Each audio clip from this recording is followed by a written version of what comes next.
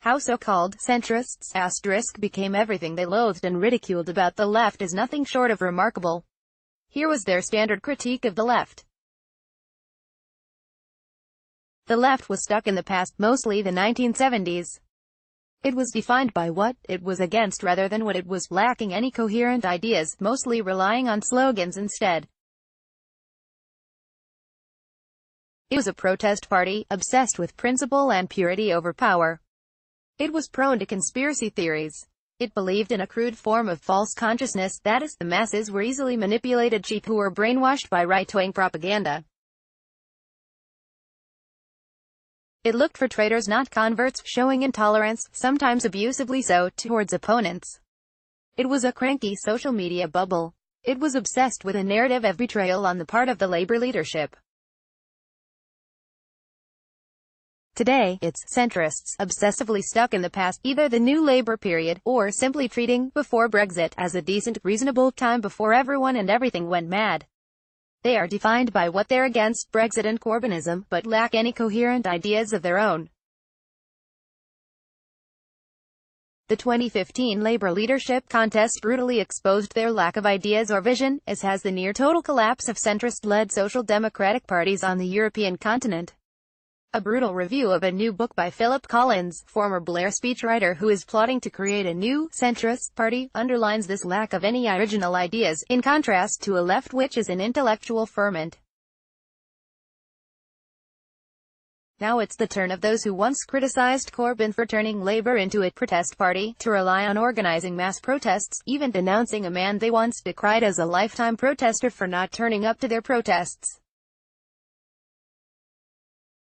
They even fall into some of the habits we on the left have, angrily denouncing the media for not reporting their demonstrations and making claims over the number who turned up as evidence that their demands must be adopted. It's them denouncing the Labour leadership for abandoning principle in favour of power over the issue of Brexit. As for conspiracy theories, just to make this clear, yes, I am sure that there was wrongdoing on the Leave side that needs to be investigated. But many so-called centrists believe Brexit, and Trump's victory for that matter, can be almost entirely explained by grand conspiracies stretching to Moscow, that years of austerity, stagnating living standards, migrant scapegoating and disillusionment with the political establishment can be swept away as explainers for the referendum result in favor of Twitter bots. It is striking that, in the centrist explainer of what's happened to modern politics, the financial crash and years of austerity do not strongly feature, instead disliked political phenomena as reduced to manipulation, cheating, and mass hysteria. As for false consciousness, well, if the left sometimes fell into a defeatist trap of blaming the mainstream media for programming the electorate as though they were robots, some centrists treat the Brexit result the same way, though in their case generally emphasizing Facebook advertising. Does Facebook advertising play a role? Yes, otherwise all that money wouldn't be spent on it. As I've said both during and after the referendum campaign, the Leave campaigns promoted bigotry and lies. But treating the entire referendum result as having being dishonestly bought by social media messaging, and speaking of Leave voters as ignorant dupes is as simplistic and insulting as claiming the 2015 general election was won by the Tory press brainwashing the electorate. As for looking for traitors not converts, well, where to start? So-called centrists frequently treat supporters of the leadership of the main opposition party as morally disgraceful. The end.